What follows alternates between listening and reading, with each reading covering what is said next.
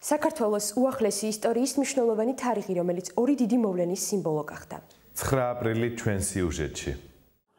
26 წლის წინ 9 აპრილს ქართველი ერის ისტორიაში ახალი ფურცელი გადაიშალა, რომელიც ქართველი ხალხის გმირობისა და თავისუფლებისკენ სწრაფვის გამოხატულება იყო.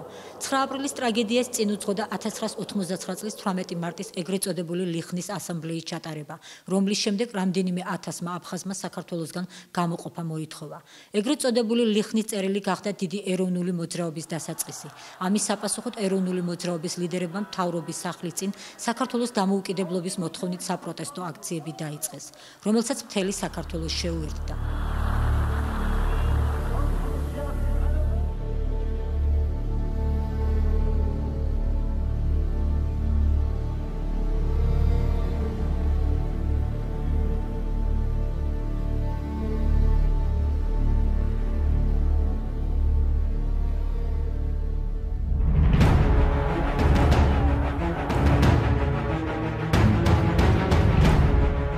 აპრილს გამთენიისას თბილისში რუსთაველის გამზირზე საბჭოთა კავშირის სადამსჯელო სამხედრო ნაწილებმა მშვიდობიანი საპროტესტო აქცია დაარბიეს, რის შედეგადაც 21 უდანაშაულო ადამიანი დაიღუპა, ასობით ადამიანი დაიჭრა და მოიწამლა. 9 აპრილის ტრაგედიამ დასაბამი მისცა საქართველოს თავისუფლებასა და სახელმწიფოებრივი დამოუკიდებლობის აღდგენის პროცესს. ტრაგედიიდან ზუსტად 2 წლის თავზე საქართველოს რესპუბლიკის უზენაესმა საბჭომ საქართველოს დამოუკიდებლობის აღდგენის აქტი მიიღო.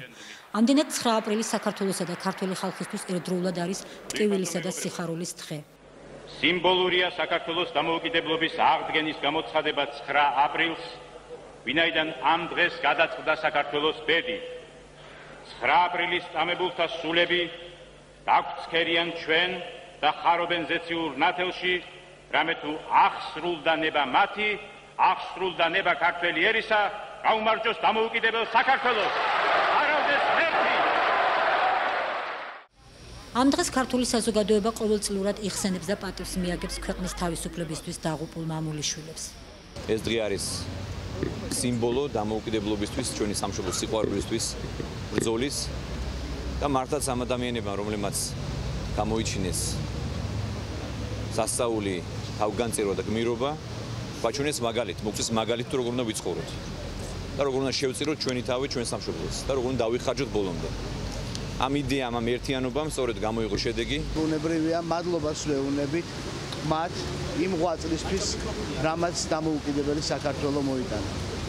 საქართველოს პირველმა პრეზიდენტმა მაშინ ეს აქტი სწორედ აი ამ ტრაგიკულ მოვლენებს დაუკავშირა, რითიც კიდევ ერთხელ ხაზი გაუსვა ჩვენი ქვეყნის დამოუკიდებლობისთვის ბრძოლის ძალიან რთულ და მნიშვნელოვან გზას. დღევანდელი დღე არის პრაქტიკულად ახალი საქართველოს, დამოუკიდებელი საქართველოს დაბადების დღე. დღეს არის სისხლიანი, მაგრამ იმავდროულად ძალიან ბედნიერი დღე. ჩვენ მოვალენი ვართ, რომ ყოველ წელიწადს მოვიდეთ აქ ამ მომენტალთან. მე იმედი მაქვს, რომ აი ასეთი გმირებით, ჩვენი შემართებით, საქართველოს სიყვარულით ჩვენ გავაერთიანებთ აუცილებლად ჩვენ სამშობლოს. შეიძლება დღეს თამამად ითქვას, რომ ამ ახალგაზრდების სისხლით ყვილად არ დაღვილა. და ქვეყანამ მიაღწია იმას, რისთვისაც ისინი იბრძოდნენ. დღეს საქართველოს პოლიტიკურ რუკაზე არის დამოუკიდებელი, თავისუფალი სახელმწიფო ქვეყანა, რომელიც ყოველთვის პატივს მიაგებს მათ სახელებს. თავი მინდა დაუხარო იმ ადამიანებს, ვინც საქართველოს ეს დღე აჩუქა. ბატონი ზვიადი, ბატონი მერაბ კოსტავა და ასე შემდგომ. და რა თქმა უნდა, ის ბიჭები და გოგოები, ვინც თავი შესწირა. მაგრამ საუბედუროთ ის რაც ჩვენ გვინდოდა და ვფიქრობდით, ჯერ კიდევ არ არის. ჯერ კიდევ ბევრია ბრძოლა თავისუფლებისათვის საჭირო. დასაბრუნებელია ტერიტორიები. დასაბრუნებელია ჩვენი ძმები, აფხაზები და ოსები საქართველოს სინამდვილეში. 9 აპრილის ტრაგედიას ქართულმა კომპოზიტორმა ჯემალ სიფიაშვილმა ეპოქალური სიმღერა ვაჩუქოთ ერთმანეთს ტიტები მიუძღვნა, რომელიც ცნობილმა ქართულმა მომღერლებმა შეასრულეს და თავისუფლების ჰიმნად იქცა. ვაჩუქოთ ერთმანეთს თოვლი.